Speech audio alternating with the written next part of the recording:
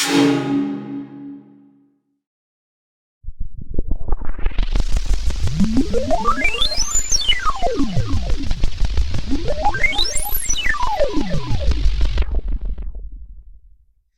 it, does it allow for developing soft skills? Does it put responsibility of responsible use onto the student? Does it model appropriate behavior using new technologies? And then does it prioritize human learning over machine or digital shortcuts? And I think that's a really key idea, because when students are using AI, that critical thinking piece, that value of the human valuing of the AI content is super important. So I've developed a couple different ideas, and we'll kind of talk about each of them. So the first is it right? Make it better. So one of the cool things is that you can make a prompt on ChatGPT or any AI where you can say, write it like a second grader or write it like a first grader. So you're going to get the right lexile, you're going to get the right reading level, but also something that will be of interest. So I believe I asked this one too. Tell me facts about starfish as a second grader. So starfish are awesome. They live in the sea. They have 5 arms. They come in different colors like orange and pink. Starfish use their arms to catch food, and they don't have eyes like us. They're special because they can grow back their arms if they lose them. That's not true of all of them. And then starfish are cool ocean friends. So we could take something like that and have students engage in critical thinking about a passage. So generate a passage. I of course, just as always, would recommend generating the passage ahead of time, maybe having one ready, also so that it's not inappropriate, but this topic is pretty safe. And then engage, and then how could we have them check to see if it's right? What are some things? So go ahead into the chat and say some things that we could do to have them check to see if it's right or not. And what are some things that we could do with this? We could do an image search. We could do multiple sources, right? And then Pebble Go image search, right? And so we could give them something that is AI generated, and then we can have them do the appropriate tools. So let's go back to our essential questions. Is it transparent how AI is used? If I said, I use ChatGPT to write this paragraph, being pretty transparent, how would I be reinforcing content skills? What do y'all think? You can ask AI for the sources for their information. That is correct. But the idea is it's not all about the AI. We got the whole garbage in, garbage out issue. The thing that I'm kind of stressing is going down to that prioritizing human learning. Is that we can say, that's great, AI made this for us, but as a human, we have to decide if it is worthwhile or not, if this is correct or not. For example, not all starfish can regenerate. Some can, some not. It depends. And so we can encourage that critical thinking, right? And then as a teacher, I've modeled. I've said, hey, I'm not going to trust AI. I'm going to go ahead and verify AI. Okay. So the next is finish the work. I actually was super excited by this one because I was playing. I got it. I went down the rabbit hole playing with this. I wrote a prompt right at the beginning of a story about space exploration, appropriate for reading level for 5th grade and under 100 words. And this was the prompt that I got. And so an example so they gave this example, and it's left really open-ended. And so the students can work together, and they can finish the story. So we could have them work in pairs. So we could do group work. We could also have them be working in order to using those context clues. Like the message was a puzzle waiting to be solved. What kind of puzzle do you think it might be? We could do it like when we, for younger learners, like as we read a story and we ask those comprehension questions, and then kind of build on that. And so Alan is suggesting that you do it this with common stories and changing them on kids to see if they're paying attention. Yeah, that's true, that you might end up getting something that's a little different, and then see if they go, wait, that's not right. I have this copy of this book called I Can Be a Computer Engineer by Barbie. And as you're reading the book, something's wrong with it, because it's an actual book that's published, but it's like, oh, I can't be a computer engineer. I need Brian and Scott to help me. And you're like, huh? And, as I read it, students are kind of like, wait, something's not right there. And so that's a great idea, Alan. And could we have students do it better for their peers? So one of the things is you let Chat GPT start a story. And then after you've gone through that activity, the next activity is you ask students to start the story. So now they understand what you're asking them to do. You have a nice example. And so now I want you to start a story and I want you to exchange them. And students can then also realize that they are just as capable as the AI to do the role. So Amanda's talking about how, yeah, let's do a scavenger. Oh, wait, that might be from a different group. Okay. And so the question is if we're having them continue a story, we're reinforcing writing skills. We're developing soft skills because we might have them working together. As a teacher, you're being transparent about how you're using it and that it's a good way to start a story, but not do all of our work for us. And it does prioritize human learning because the human finishes the story. So I also was thinking about yes and if you're from the Apple world, you've heard about this a million times about plussing, where you accept an offer presented to you. It's an improv rule. You agree, but then you say yes and then you make your partner look good. And so in this case, our partner would be AI. So we could have students play a game of yes and with AI. So like I said, generate the first line of a story for improvisation with middle school students. In a world where imagination knew no bounds, a mysterious portal suddenly appeared in the middle of the schoolyard. And so if we were going to yes and that, how could we do something to yes and that? So we could do something like, in a world where imagination knew no bounds, a mysterious portal suddenly appeared in the middle of the schoolyard. Yes, and a sentient being emerged from the portal, and then you could continue to have students go around the room, but you allow the AI to be the start, but the students to be the finish. And again, focusing on the students, showing appropriate behavior, being clear about when you're using AI. You can have interaction skills being developed because they're talking to each other, and you could reinforce content skills. So this I actually stumbled upon, and that was each time I regenerated, it was a little bit less useful. And this is good for students to realize that AI, isn't the end all being. So I asked, what is an important historical event from Russellville, Arkansas, which is where I live? I don't know much about the community. I've only lived here a short time. And it immediately came back and said the Battle of Dardanelle had strategic significance during the Civil War.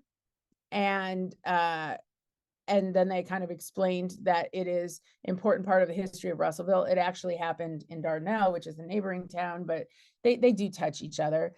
And then as I went and asked it to keep on regenerating, it kept on regenerating basically the same information. The prompt was asking important historical event in Russellville, and there's not a lot of them, but it always fixated on the one. And honestly, what I was kind of hoping it would come on is that actually Dardanelle was one of the places that the Trail of Tears stopped. And there was a person who tried to help all the Native Americans who were traveling through the area. And I was hoping that maybe it would tell me some of the key names and stuff that were involved, and it never got there. And so, having students kind of look at this and realizing, hey, which one was better and why? They don't all say the same thing. They value different things. And then also, they didn't necessarily summarize it correctly. So having students make these comparisons can be really, really amazing, because we want students to realize that that is not the whole history of this town. There are other events that were really, that are important for students to know about. And so this would send us to our historical society. This could send us to people. I mean, like some of the stories that I've heard about, some of the changes that happened here in the 60s from first hand experiences. We also had we also had one of the like hotels that was listed in the Green Book, and that history would be really amazing for us to be talking about. And so when I look at this, I'm like, man, ChatGPT is missing it here. We've regenerated. We're talking about one event. It's not complete. And so this I could use as a jumping point to say, this is not what that we always heard about, and use like maybe a local historian. This would be a great way to invite somebody into our school to kind of talk about other things. And so this could be a really important event. And again, we talk about how AI is not perfect. And we talk about, you know, like we also can also use this to dissuade cheating, because I can keep regenerating. It writes it a slightly different way, but still it's not right. And so, you know, how could we do some other types of things? And it does model appropriate behavior because we're using those critical thinking skills. Okay, so the next one actually generated while I was preparing for this presentation. And I was so frustrated because I asked it to do something that I thought was really easy historically. What is happening in Ukraine in one sentence explained for a second grader? And I thought, okay, so this is going to be easy. Well, some of the results that I got, I ran it like 10 times. In Ukraine, some people are having disagreements about how to run their country, like when friends can't agree on which games to play. Yikes. Yikes. In Ukraine, some people are fighting because they can't agree on who should be in charge and make the rules for the country. Not so much. And then Russia, and then I finally changed the question. Why did Russia invade Ukraine? Explained in one sentence to a second grader. Russia went into Ukraine because they wanted to take control of part of Ukraine called Crimea, like when someone wants to have a turn with your toy. Okay, so I think it's good for us to explain to students when we try to use AI, and AI is not the right tool. Like, this is not only oversimplifying the situation, but it's inappropriately talking about, you know, it's saying that there was no aggressor in this situation. And also, because it's doing like a second grader, it's making it a very, you know, like no big deal. It's like when someone wants your toy. No, it's like when another country invades a country in order to grab their resources and to garner power. And so this was interesting to me. And, you know, as a person who lives in a state that's concerned, you know, that is kind of going down the road of some other states such as Florida or Oklahoma, you know, making sure to represent a full picture of what's going on in the world is important. And so, yes, Amanda, there is bias coded into the algorithms. And so that is the thing that we really need to ask about. I'm super excited about Joy Bawami. I may be mispronouncing her last name's new book that's coming out at the end of this month from the Algorithmic Justice League. About bias in AI. I think it's going to be an amazing read because she's actually been at the forefront of kind of raising this issue.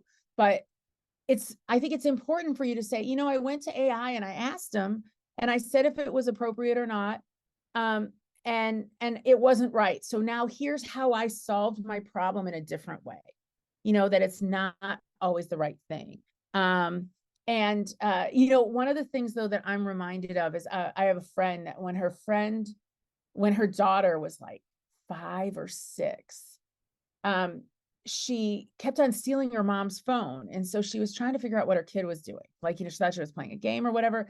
And then she found her outside whispering, "Hey, Siri, are ghosts real?" And so students, and Siri was going to answer it for me. Anyway, but so, I mean, we need to think about the fact that students are turning to these AI sources. Yeah, I killed that last name. Thank you, Amanda, for spelling it out for me. What I was going to say is that, you know, we need to remember that students are going to these sources. So us showing them that it's okay not to believe the source or to say that information is wrong is an important way for us to model our use of AI. Are you ready to revolutionize your professional learning? It's time to ignite your passion with EduMatch. Inspire, connect, and grow. access over 150 professional learning facilitators, and explore a wide range of educational topics. This is not just professional development, this is a movement. Discover how EduMatch can support your school or district.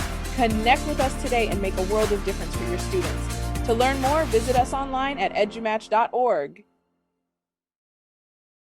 And then taking that to the next level is that we can do AI got it wrong, an AI got it wrong wall.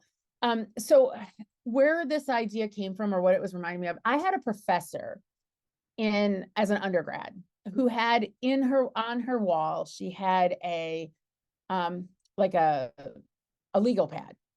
And it was had gotten to be a departmental tradition that when you said an embarrassingly wrong word when you were lecturing, you came in, you wrote the word that you said, and then you wrote the date that you said it and what word you really meant. And it was hilarious to read it. And at one point I was teaching a class and said something I was talking about flower parts, and I used the human words for the parts of a flower, and it was super embarrassing. And they're like, "Oh, congratulations, you get to add to the notebook." And I was like, "Oh, that's a rite of passage, this opportunity." But we have word walls in our classroom. Maybe have an AI got it wrong wall, so that when we tried to use AI when it wasn't the right tool, that we can kind of say that. Then we're rewarding students for doing the legwork, for showing that AI was wrong, probably having them do a reason. And then you have this ongoing open door so that students are sharing when there's failures throughout their day, but also you're rewarding that critical thinking. Another alternative idea is I Spy AI. And one of the things is, when I think about, oh, I love that idea, Kim. Kim has a great idea about revisiting those topics later to see which ones, when they get better. Like, so if AI has grown or AI has improved, do they answer it better later in the year? That's a fabulous idea. Well, the other thing is, I was having a conversation with an older person, a person who, is more Facebook than TikTok. And they were saying, well, I don't use Facebook because of this and because of that. And because I'm worried about AI and I don't use AI at all. And I'm like, okay, well, I got an email from you from Google. You know how it suggests those like endings to your sentences. They're like, yeah, this saves me a bunch of time. I'm like, that is AI. And so one of the things that we could really do is help students to recognize where AI is used. For example, Grammarly is an example. A lot of my students use Grammarly, and they're not realizing that that is AI that is helping to suggest what is the proper writing, and that they have a choice to accept or reject. It isn't the expert on the wording. It has some alternative, like you have to be aware that it is suggesting it. And so I think that having students talk about where AI is being used, one of the big areas that they don't realize AI is being used is like in ad generation. I was having a conversation. Well, actually, this is kind of funny. I was texting people that text that I started with that was in Spanish, my Spanish speaking friends, and said, "Hey, is this a really bad translation? I hope it is. Can you look at it? This is what I'm trying to translate." Last night, all of our ads on Hulu were in Spanish.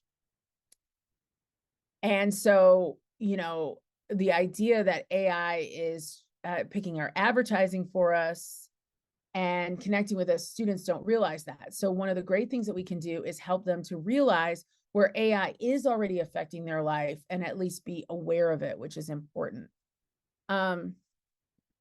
So again, going back to those ongoing questions, having these sorts of walls, is it transparent as to how AI is used? Yes, you're going to disclose it. Does it allow for reinforcing content? This one, not as much, but it's kind of a small activity that you could use again and again. Will it develop some soft skills? Yes, because we're getting critical thinking, we're getting them using and questioning. And then it also, again, enables students to realize that the responsible use relies on them.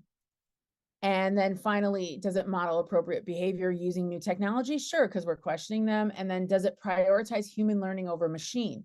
Yes, because the human can say it's wrong.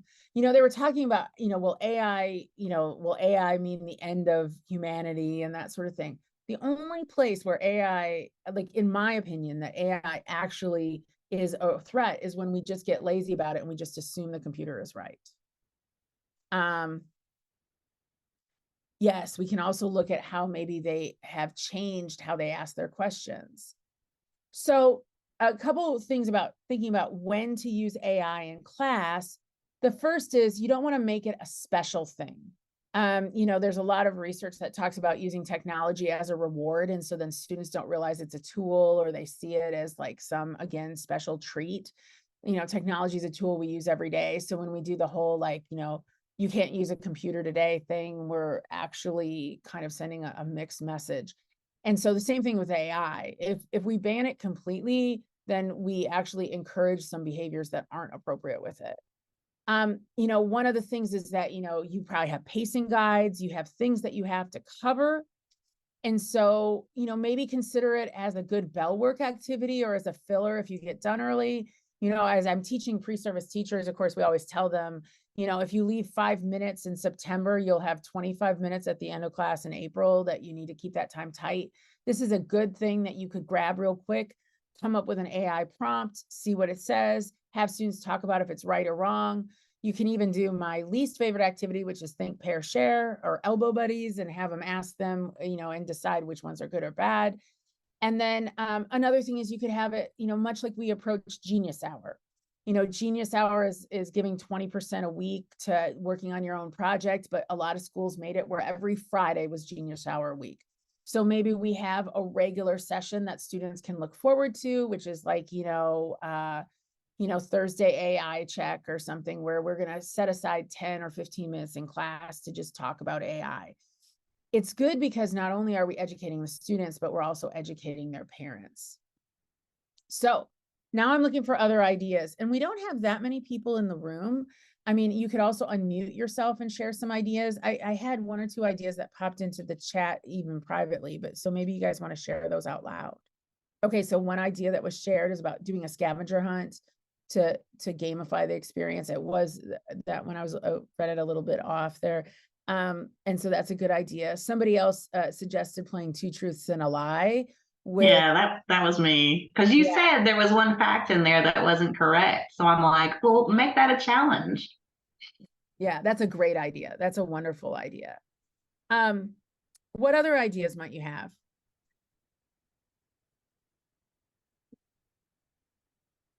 I wonder for your more advanced English language learners, like higher up in the levels, giving them the bad translation and having them like figure out, maybe do it the other way, Spanish to English, and have them try to figure out how to fix it. Oh, that's wonderful.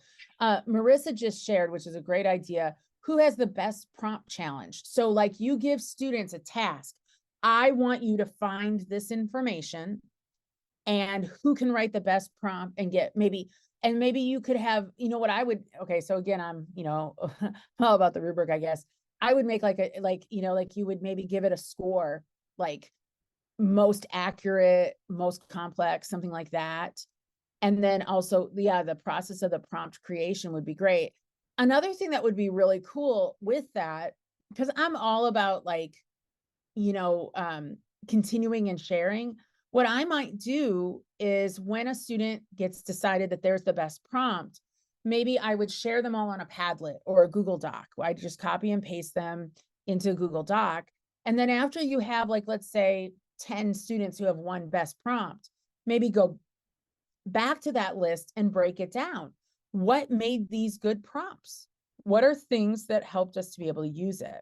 Yes, a class prompt library, Marissa. That is a fabulous idea.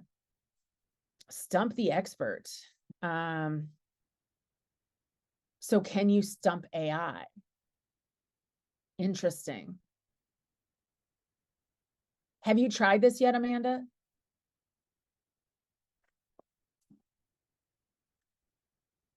I saw someone do it on TikTok. Yeah, that's where a lot of these ideas come from, right? That's where I'm learning about a lot of new AI. The other thing is, so here's another question that I just want to ask you, because I am not a quiz kind of person. I'm more of a project-based kind of person, and we could probably argue that fact amongst the group. But I have used like QuestionWell to create and generate questions. Do you think that if you're using AI to generate your questions as a teacher, you should tell your students? Tasneem Anwar added a great idea here about Ethan Malick's work about looking at AI as a mentor, tutor, teammate. Those are really cool ideas. So if we're using AI in a fun way in class, if we're using AI for our own productivity, should we be telling our students about it? A couple say yes. If we want to model citing sources, that's good. Why not tell them? They see us as more human then. That's true. That's true. I would and did, and I want to model innovation. Marissa, you did tell them that you were using it to maybe generate some questions. Did you tell them what was good and bad about it? Did you critique it? Did you show the critical thinking that you did about how you analyzed the question? Oh, they figured out that you'd already used it. You didn't have to tell them. Is that what you're saying, Marissa? I'll just unmute real quick. It might be Mhm. easier. Yes, I went ahead and I gave him an example of just purely generated AI. And then I did kind of a combination of where I intervened and added my own spin to it. And so they can see the differences between the two questions. And then I kind of played around and I just threw it at them without them knowing which ones. And they were able to kind of pick out like, this makes more sense. They were able to kind of tune their own eye to the differences between the two. But I embrace it because like I said, I want to model innovation and it's so hard to do. Oh, absolutely. And I'm also going to say too with that is like, okay, so one of the ways that you establish your cognitive presence in like an online class is that you show them that you took care in providing materials, having activities planned, like that's one of the ways that you can show your students that you care.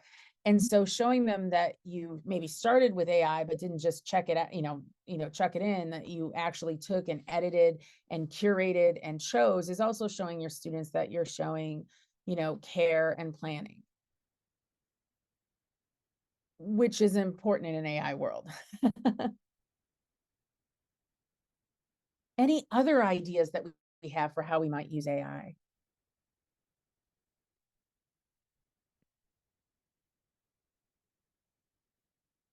Modeling the balance and the need for human input. I think that is probably one of the big takeaways. And let me go to my last slide here, which is takeaways. EduMatch Publishing is dedicated to inspiring a love of reading in children one story at a time. Our books are designed for all ages and are written by educators for all students. Our goal is to transform your home or classroom into a world of reading, where students can explore and learn. As the publishing branch of EduMatch, we're proud to offer books that are created by experts in the field of education. Order your books today and start a new tradition with the special kiddos in your life. Visit our website to learn more. The truth again is if you make AI forbidden, I worry what's going on in higher ed because everybody's like, oh, I've got to have rules for AI and how that's academic dishonesty and that sort of thing. It's not academic. People are going to use it. So what you really need to do is change how it is that you're teaching and what you're doing in order to better deal with the reality of what it is that we're teaching with, and showing that that's not actually a shortcut, that is something that you could build upon. There was just a survey that went out from Cengage, and it was reported in one of my Facebook groups, and it was saying that faculty are much more worried about academic dishonesty now or plagiarism than they were like 3 years ago, and they say it's because of ChatGPT. And it said that they're most worried about it on test questions. And so the ways that they're solving it is they're making more test questions. But in the end, we really need to go back to that whole idea about engagement, even, Bloom's taxonomy, DOK. How do we make our tasks that we're asking students to do higher level so that they cannot be done by AI. Yeah, Amanda says, hey, they used to say that about the internet. That is 100% a thing. And I'm hopeful that AI will help us push the envelope and what we ask students to do in classrooms. Alan, I think that's a beautiful point.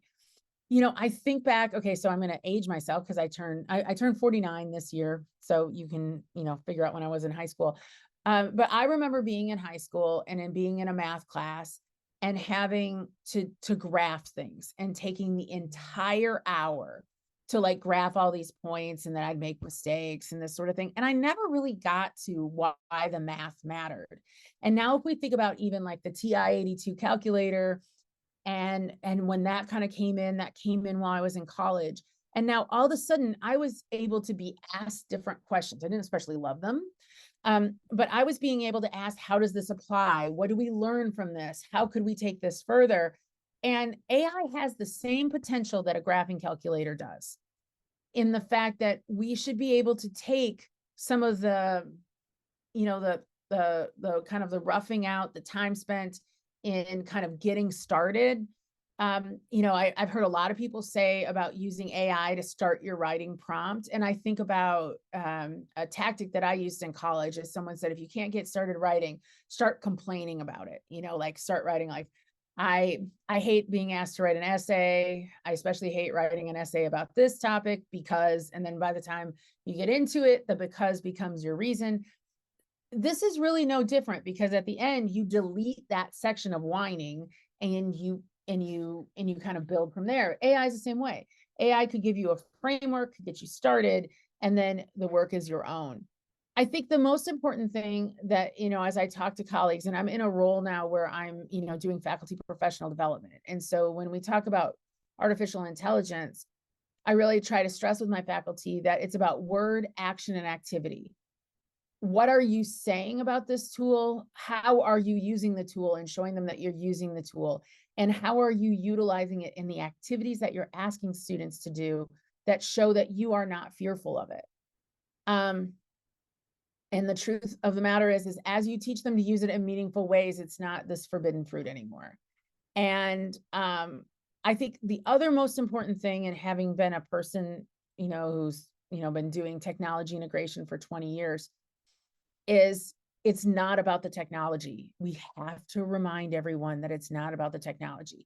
In the end, it's still about learning math. In the end, it's still about learning how to write. In the end, it's still about being creative. And this is just another tool to help us do this.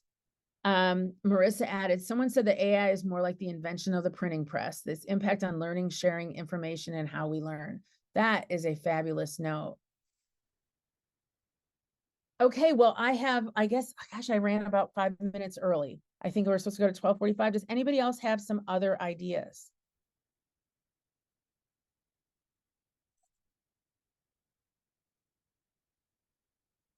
So if you have other ideas or you'd like to have further conversation, this is my contact information.